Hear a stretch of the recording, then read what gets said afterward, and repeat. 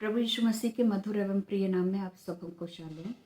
आज के मनन के लिए जो मैंने पाठ लिया है वो है मिलाप वाला तंबू और यीशु मसीह और विश्वासी लोग। आइए आज हम देखते हैं मिलाप वाले तंबू का भाग 2, पवित्र स्थान।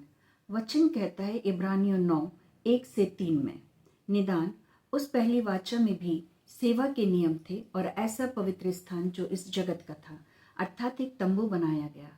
पहले तंबू में दीवट और मेज और भेंट की रोटियां थी और वह पवित्र स्थान कहलाता है, और दूसरे पर्दे के पीछे वो तंबू था जो परम पवित्र स्थान कहलाता है। आइए आज हम पवित्र स्थान के विषय में देखेंगे। वहाँ पर 3 विशेष वस्तुओं को हम देखते हैं, भेंट की रोटी और सोने का दीवट और धूप की वेदी। आइए हम देखते हैं। सबसे पहले दीवट के विषय में निर्गमन उसके 25वें अध्याय में डिटेल में दिया गया है कि जो दीवट था ये चोखे सोने से बनाया गया था और इसकी 7 शाखाएं थी, या ये 7 ब्रांचेस वाला सोने का दीवट था और इसे तेल से जलाया जाता था। जो मिलाप वाला तंबू था इसमें खिड़कियां नहीं थी, और खिड़कियां नहीं होने के कारण बाहर का जो सूरज को उजेला है वो अंदर भी नहीं आ सकता था, और इसीलिए ये सोने का दीवट ही एकमात्र ऐसा साधन था जिससे कि मिलाप वाले तंबू के अंदर उजेला होता था। इसे पवित्र स्थान के भीतर दक्षिण दिशा की ओर रखा गया था, और हारून और उसके पुत्रों को परमेश्वर पिता की ओर से आज्ञा दी गई थी कि वे इस बात को नियुक्त करें, इस बात को सुनिश्चित करें कि दीपक सदा जलता रहे, वो बुझना नहीं चाहिए। प्रति भोर को सुबह के समय और शाम को गोधूली के समय याजक लोग इसकी देखभाल करते थे, इसमें तेल डालते थे और इस बात को सुनिश्चित करते थे कि ये बुझे नहीं, परंतु इसमें सफिशिएंट ऑयल हो, तेल हो, जिससे कि ये लगातार जलता रहे। प्रियो, ये जो सुनहरा दीवट था इसका काम था पवित्र स्थान में प्रकाश देना, लेकिन परमेश्वर के पास अपने लोगों के लिए मेल मिलाप कराने के लिए अपने पुत्र यीशु मसीह के माध्यम से उन्हें नया जीवन और प्रकाश देने की भी योजना थी। प्रकाशित वाक्य कहता है 21 और उसका 23वां पद, और उस नगर पर प्रकाश देने के लिए सूर्य या चंद्रमा की कोई आवश्यकता नहीं, क्योंकि परमेश्वर की महिमा उससे प्रकाश देती है और उसका दीपक मेमना है। हम देखते हैं कि स्वर्ग में प्रभु यीशु मसीह वो दीपक है, वो मेमना है जो कि प्रकाश देता है, और हमारा प्रभु यीशु मसीह के द्वारा हम आशीषित होते हैं। कैसे आशीषित होते हैं? देखिए, हम ये देखते हैं, हम इस बात को समझते हैं कि जो तंबू में जो सुनहरा दीवट है वो यीशु मसीह का प्रतीक है। यीशु मसीह ने कहा, जो मुझ पर विश्वास करता है वो न केवल मुझ पर विश्वास करता है परंतु मेरे भेजने वाले पर भी विश्वास करता है, और जिसने मुझे देखा है उसने मेरे भेजने वाले को भी देखा है। मैं ज्योति बनकर जगत में आया ताकि जो कोई मुझ पर विश्वास करे वह अंधकार में ना रहे। जब हम प्रभु यीशु मसीह पर विश्वास करते हैं, यीशु मसीह के नाम से पिता पुत्र पवित्र आत्मा के नाम से बपतिस्मा लेते हैं, तब हम परमेश्वर की ज्योति की संतान बन जाते हैं। हमारे सारे पाप और अपराध जो कि हमें एक अंधकार में जीवन में रखते थे वे हमसे दूर हो जाते हैं, और अब हम ज्योति की संतान बन जाते हैं। यीशु मसीह ने कहा यूहन्ना 8 और उसके 12वें पद में, जगत की ज्योति मैं हूँ, जो मेरे पीछे हो लेगा वह अंधकार में ना चलेगा परंतु जीवन की ज्योति पाएगा। हमारे मार्गों को में ज्योति करने वाला, हमारे जीवनों में ज्योति करने वाला हमारा उद्धारकर्ता प्रभु यीशु मसीह है। प्रकाश को परमेश्वर पिता हमारे जीवनों में भरते हैं, हमारे जीवन में उजेला करते हैं, और अंधकार को हमारे जीवनों से परमेश्वर पिता क्या करते हैं? हटा देते हैं और उसे दूर कर देते हैं। परमेश्वर का वचन कहता है कि जब हम प्रभु यीशु मसीह पर विश्वास करते हैं तब हम ज्योति की संतान बन जाते हैं। जब तक ज्योति तुम्हारे पास है, ज्योति पर विश्वास करो ताकि तुम ज्योति की संतान बन जाओ। यूहन्ना 12:36 इस प्रकार से कहता है कि जब तक ज्योति तुम्हारे पास है तुम ज्योति पर विश्वास करो और ज्योति की संतान बन जाओ। प्रियो, जब हम प्रभु यीशु मसीह पर विश्वास करते हैं तब हम ज्योति की संतान बन जाते हैं। हम अंधकार की संतान नहीं रहते, हम दिन की संतान बन जाते हैं। दाऊद भी अपनी प्रार्थना में परमेश्वर यहोवा से कहता है, प्रभु मेरी ज्योति और मेरा उद्धार है, क्योंकि तू ही मेरा दीपक जलाता, मेरा ये परमेश्वर यहोवा मेरे अंधियारे को उजियाला कर देता है। सो प्रियो, हमारा परमेश्वर यहोवा हमारे अंधियारे को उजियाला कर देता है, वो हमारा उद्धार करता है, वो हमारे जीवनों में ज्योति को डालता है, अर्थात हमारे जीवनों से हर प्रकार के कष्टों को हर लेता है और हमें आनंद के मार्ग में चलाए चलता है, अनंत जीवन के मार्ग में चलाए चलता है और हमारी सारी आवश्यकताओं को अपने सदैव भंडार से परिपूर्ण करता है। प्रियो, हम जब ज्योति की संतान बन गए तो अब हमारे द्वारा प्रभु यीशु मसीह के गुण प्रकट होना चाहिए, क्योंकि वचन कहता है कि जिसने तुम्हें अंधकार में से अपनी अद्भुत ज्योति में बुलाया है उसके गुण प्रकट करो। सो हमारा स्वभाव प्रभु यीशु मसीह का सा होना चाहिए, हमारे जीवनों के द्वारा प्रभु के गुण प्रकट होना चाहिए, ताकि हमारे भले कामों को देख के लोग इस बात को जाने कि हम सच्चे परमेश्वर के बेटे और बेटियां हैं और हमारे जीवनों के द्वारा परमेश्वर को महिमा मिलने पाए और वे लोग उन कामों को देख के परमेश्वर के नज़दीक आने पाए, प्रभु यीशु मसीह के नज़दीक आने पाए और वे भी ज्योति की संतान बन जाएं और ज्योति की संतान बन के अनंत जीवन में प्रवेश करने के लिए अपने आप को तैयार कर सकें। सो हम देखते हैं कि जो सोने का दीवट है वो यीशु मसीह को प्रकट करता है, यीशु मसीह को प्रकट करता है और इस बात को प्रकट करता है कि यीशु मसीह हमारे जीवन की ज्योति है।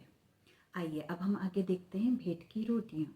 भेंट की रोटियों के विषय में भी निर्गमन 25 में हम पढ़ते हैं, बहुत अच्छे ढंग से वहाँ पे बताया गया है कि जो मेज बनाई गई थी वो मेज जो थी उस मेज को बबूल की लकड़ियों के द्वारा बनाया गया था और फिर उसे शुद्ध सोने से मार दिया गया था और इसके चारों कोने पे 4 काड़े लगाए गए थे जो कि सोने के बना के लगाए गए थे और उसमें बबूल की लकड़ी के बने हुए डंडों को जिन्हें सोने से मार दिया गया था उन्हें उसमें डाल दिया जाता था, जिससे कि जब भी इसे उठाना है, मेज को जब उठाना है तो वो डंडों के सहारे मेज को उठाया करते थे।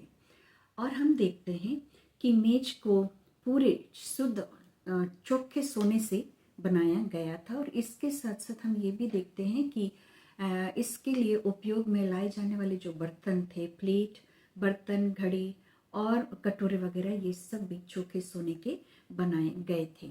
यहाँ पर विशेषता हम ये देखते हैं कि इस टेबल के ऊपर 12 रोटियों को रखना है ना, 12 रोटियों को भी बड़ी सावधानी पूर्वक 2 ग्रुप में रखना है, यानी कि 6-6 के ग्रुप में रखना है, 2 पंक्तियों में रखना है, 6-6 करके उन्हें रखना है। और इसके ऊपर परमेश्वर पिता ने कहा था कि चोखा लोभान रखना। वो क्यों रखना? कि वो रोटी पर स्मरण दिलाने वाला वस्तु और यहोवा के लिए हव्य ठहरे। सो प्रियो, ये इस बात का हमको बताता है कि जो इज़राइल के जो 12 गोत्र थे, उन 12 गोत्रों के नाम से वो 12 रोटियों को वहाँ पर रखा जाता था और ये रोटियां हमेशा परमेश्वर पिता के सन्मुख रखी जाती थी। प्रत्येक विश्राम वर्ग के दिन नई ताजी बनी रोटियों को वहाँ रखा जाता था और जो पुरानी रोटियां हुआ करती थी उसे याजक लोग पवित्र स्थान में खाया करते थे और याजकों के अलावा किसी और को ये आज्ञा नहीं दी गई थी कि वे इस रोटी को खाएं। सो इसे खाने का अधिकार केवल याजक लोगों को ही था और याजक के अलावा इन्हें कोई और नहीं खा सकता था। सो ये हर विश्रामवार के दिन बदली जाती थी। हम देखते हैं कि ये इजरायलियों के साथ परमेश्वर की सदा की वाचा याद दिलाने का भी काम करती थी। भेंट की जो रोटियां थी, परमेश्वर पिता ने जो अपने लोगों से वाचा बांधी थी उससे भी याद दिलाती थी। और हम देखते हैं कि परमेश्वर पिता ने इजरायलियों की जीविका को चलाने के लिए जो कुछ उन्हें आवश्यक था, उनका पालन पोषण करने के लिए जो कुछ उन्हें आवश्यक था, वे सारी चीज़ें परमेश्वर पिता ने उन्हें प्रदान की। उसी प्रकार से हमारा प्रभु यीशु मसीह भी हमारी सारी आवश्यकताओं को पूर्ण करता है। हमारे जीवन को चलाने के लिए हमारी जो भी प्रकार की आवश्यकता होती है उन सब को वो पूर्ण करता है। यूहन्ना 6:35 में यीशु मसीह ने कहा, जीवन की रोटी मैं हूँ, जो मेरे पास आता है वो कभी भूखा ना होगा और जो मुझ पर विश्वास करता है वो कभी प्यासा ना होगा।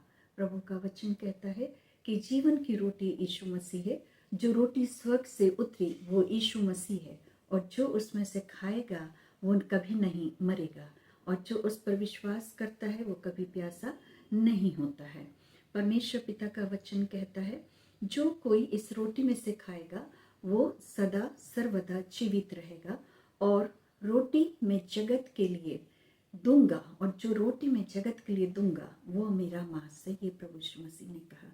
सो प्रियो, वचन ये कहता है कि यीशु मसीह ने कहा कि जो मेरा मांस खाता और मेरा लहू पीता है, अनंत जीवन उसी का है, और अंतिम दिन में उसे फिर जिला उठाऊंगा।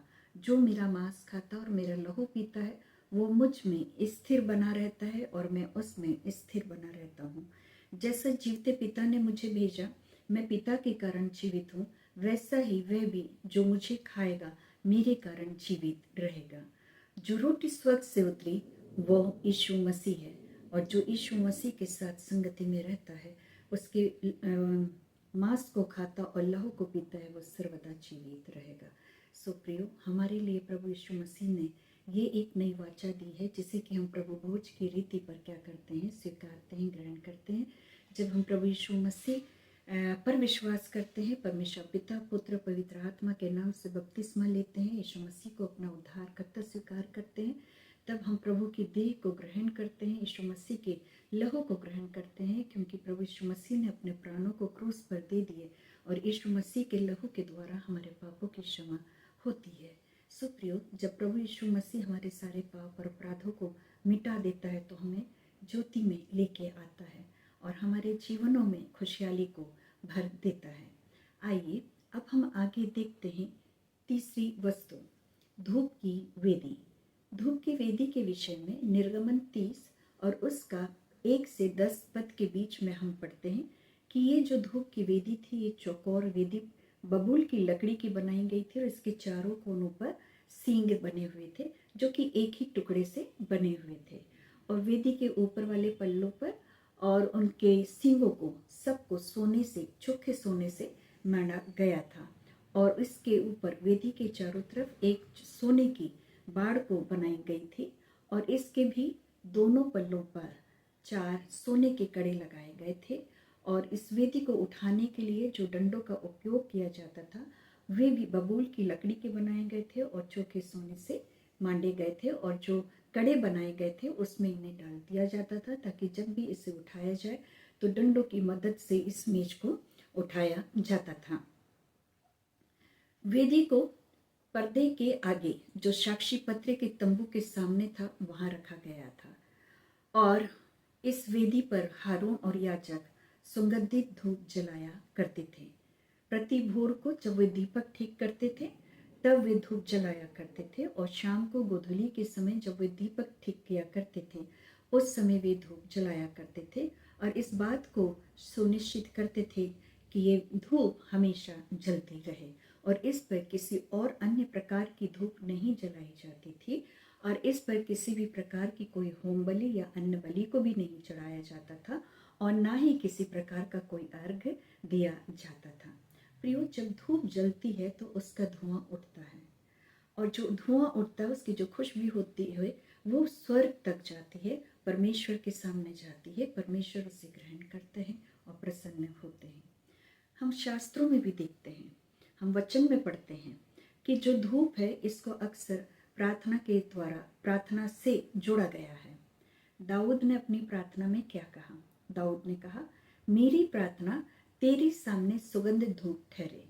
प्रियो, परमेश्वर यहोवा धर्मियों की प्रार्थना को, हर एक विश्वासियों की प्रार्थना को सुनता है, और हमारी जो प्रार्थना है वे परमेश्वर के सन्मुख सुगंध धूप के समान ठहरती हैं। जब हम बड़े विश्वास के साथ प्रभु यीशु मसीह के नाम से प्रार्थना करते हैं, वे प्रार्थनाएं परमेश्वर के सन्मुख पहुंचाई जाती हैं। प्रकाशित वाक्य 8 और उसके 3 और 4 पद में हम पढ़ते हैं, फिर एक और स्वर्गदूत सोने का धूपदान लिए हुए आया और वेदी के निकट खड़ा हुआ, और उसको बहुत धूप दिया गया कि सब पवित्र लोगों की प्रार्थनाओं के साथ उस सुनहली वेदी पर जो सिंहासन के सामने है चढ़ाए, और धूप का धुआं पवित्र लोगों की प्रार्थनाओं सहित स्वर्गदूत के हाथ से परमेश्वर के सामने पहुंचाया गया। सो हम देखते हैं कि हमारी प्रार्थनाओं को स्वर्गदूत अपने सुनहली धूप की कटोरियों में इकट्ठा करते हैं और फिर धूप के धुएं के साथ हमारी प्रार्थनाएं परमेश्वर के सन्मुख पहुंचाई जाती है। परमेश्वर पिता उन्हें सुनते हैं और उसका उत्तर हमें देते हैं। प्रभु यीशु मसीह ने हमसे क्या कहा? प्रभु यीशु मसीह ने कहा, नित्य प्रार्थना करना और हियाव नहीं छोड़ना, निरंतर प्रार्थना करते रहना और हर बात में धन्यवाद देना, क्योंकि तुम्हारे लिए प्रभु यीशु मसीह में परमेश्वर की यही इच्छा है। परमेश्वर पिता चाहते हैं कि हम प्रभु यीशु मसीह के नाम से नित्य प्रार्थना करते रहें, हियाव ना छोड़ें, प्रार्थना निरंतर करते रहें, ताकि हमारी प्रार्थनाएं भी परमेश्वर के सन्मुख पहुंचाई जाए। परमेश्वर पिता हमसे तब खुश होते हैं जब हम सच्चे हृदय के साथ शुद्ध मन से परमेश्वर से प्रार्थना करते हैं और वे प्रार्थनाएं परमेश्वर की वेदी के सामने पहुंचाई जाती है, तो परमेश्वर उन्हें सुनते हैं और उसका उत्तर हमेशा हमें देते हैं। प्रियो, हमारा प्रभु यीशु मसीह जब क्रूस पर अपनी मृत्यु को सह रहे थे और अपनी जैसे उन्होंने कहा कि हे पिता, मैं अपनी आत्मा तेरे हाथों में सौंपता हूँ, उस समय जब उन्होंने अपने प्राणों को छोड़ा तब मंदिर का पर्दा बीच से फट गया। और वो इसलिए फट गया कि आज प्रभु यीशु मसीह के द्वारा हम परमेश्वर पिता की संगति में सीधे जा सकते हैं। परमेश्वर पिता से हमारा प्रभु यीशु मसीह लगातार विनती करते रहते हैं हमारे लिए, ताकि हमें सब आशीषें प्राप्त हो और हमारे सारे पाप और अपराध क्या हो, क्षमा किए जाएं। परमेश्वर पिता के पुत्र हमारे उद्धारकर्ता प्रभु यीशु मसीह ने अपने आप को सुखदायक सुगंध के लिए परमेश्वर के आगे भेंट करके बलिदान कर दिया। प्रभु यीशु मसीह ने अपने आप को सुखदायक सुगंध के लिए परमेश्वर के आगे भेंट करके बलिदान कर दिया, और इसीलिए आज हम किसी प्रकार की कोई भेंट नहीं चढ़ाते हैं, किसी प्रकार की कोई बलिदान नहीं चढ़ाते हैं, हम किसी प्रकार का कोई धूप नहीं जलाते हैं, क्योंकि हमारा प्रभु यीशु मसीह खुद सुखदायक सुगंध के रूप में परमेश्वर के आगे भेंट करके बलिदान हो गया। हमारा प्रभु यीशु मसीह सच्चे पवित्र स्थान में जो स्वर्ग में है सीधे प्रवेश किया। उन्होंने मनुष्यों के द्वारा बनाए गए पवित्र स्थान में प्रवेश नहीं किया, परंतु कहाँ प्रवेश किया? प्रभु यीशु मसीह ने सीधे स्वर्ग में जो पवित्र स्थान है, परमेश्वर के सन्मुख है, वहाँ पर जिंदा होने के बाद सीधे प्रवेश किया। प्रियो, हमारा प्रभु यीशु मसीह परमेश्वर के सामने निरंतर रहते हैं, हमारे लिए विनती और प्रार्थना करते हैं। सो प्रियो, जब हमारे यीशु मसीह के द्वारा हमें नया जीवन मिलता है, हमारे पापों की क्षमा मिलती है और हमें पवित्र स्थान से परम पवित्र स्थान में जाने का मार्ग मिलता है, अर्थात परमेश्वर पिता की पवित्र संगति में उपस्थिति में रहने के लिए हमारे लिए जो मार्ग प्रभु यीशु मसीह के द्वारा खोला गया है वो मिलता है। तो आइए अब हम अपने आप को शुद्ध करें, साफ करें, अपने मनों को फिराएं और परमेश्वर पिता की संगति में आए। प्रभु यीशु मसीह हमारा वो महान महायाचक है जिसने हमारे लिए उस रास्ते को खोल दिया जिससे कि हम प्रभु परमेश्वर पिता की उपस्थिति में बने रह सकते हैं। वो हमारा मध्यस्थ है। परमेश्वर पिता से हमें जो कुछ भी बातों को कहना है, जब हम यीशु मसीह के नाम से उन्हें मांगते हैं तो परमेश्वर पिता उन्हें सुनता है और हमें आशीषित करता है। सुप्रियो, हम पवित्र स्थान से, तंबू के पवित्र स्थान से इस बात को सीखते हैं कि जो दीवट है वो यीशु मसीह का प्रतीक है, क्योंकि हमारे जीवन में ज्योति बन के प्रभु यीशु मसीह आए। जो भेंट की रोटियां हैं वो भी प्रभु यीशु मसीह का प्रतीक है। प्रभु ने कहा, मैं ही जीवन की रोटी हूँ। और फिर हम देखते हैं कि हमारी प्रार्थनाएं सब कुछ को, जो हमारा महान याचक है, जो हमारा मध्यस्थ करने वाला हमारा प्रभु यीशु मसीह है, उन्हें परमेश्वर पिता के सन्मुख पहुँचाते हैं, क्योंकि वे स्वयं अपने आप को उन्होंने सुखदायक सुगंध के रूप में भेंट करके बलिदान कर दिया। प्रियो, इन वचनों के द्वारा परमेश्वर पिता हम सबों को आशीष देवे। आमीन, आमीन, आमीन। Shalom, shalom, shalom.